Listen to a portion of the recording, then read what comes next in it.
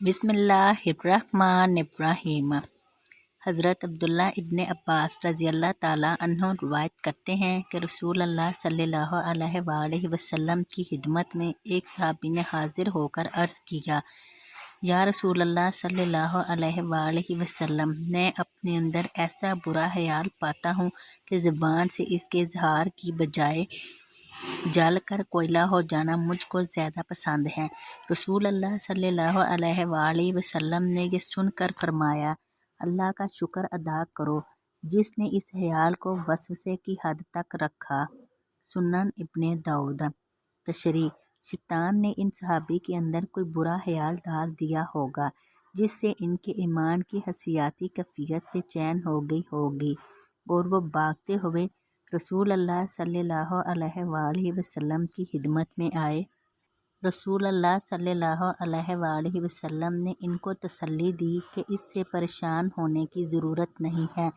ये तो अल्लाह का बड़ा फ़ज़ल है कि तुम्हारा ईमानी एहसास व शऊर पूरी तरह बेदार है और इस बुरे ख्याल को खुद तुम्हारे दिलो दिमाग ने कबूल नहीं किया और वो वसवसा की हद से आगे बढ़ने नहीं पाया।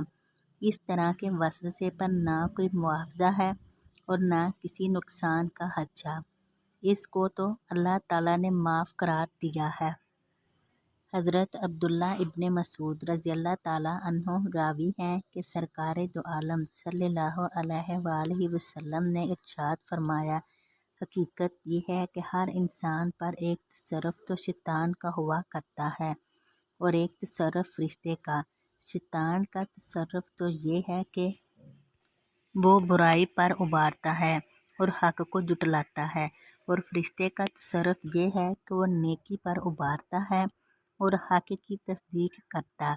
लिहाजा जो आदमी नेकी पर फरिश्ते के उभारने की ये कैफियत अपने अंदर पाए तो इसको समझना चाहिए कि ये अल्लाह ताला की जानिब से हदायत है।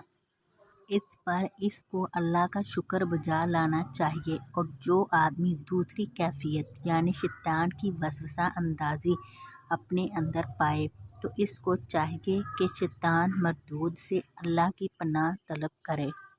फिर आप सल्लल्लाहु अलैहि वसल्लम ने ये कुरानी आयत पढ़ी जिसका तर्जमा है, शैतान तुम्हें फ़क्र से डराता है और गुनाह के लिए उकसाता है।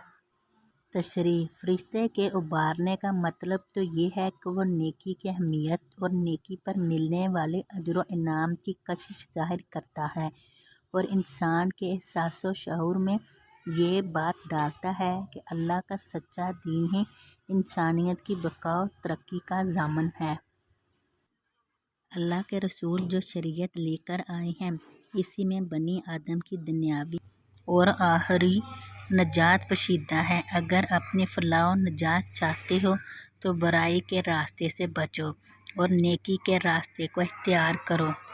शैतान का उभारना ये होता है कि वो राह हक़ को तरीक करके दिखाता है।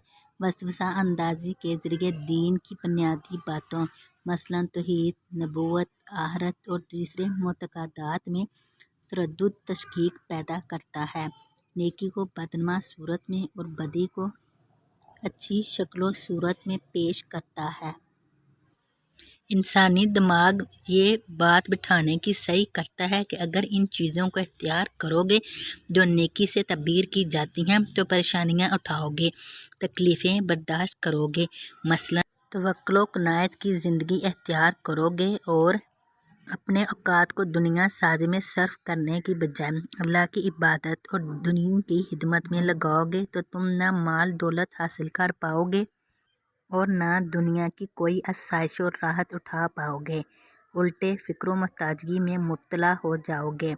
मुश्काता शरीफ हदीस नंबर 70।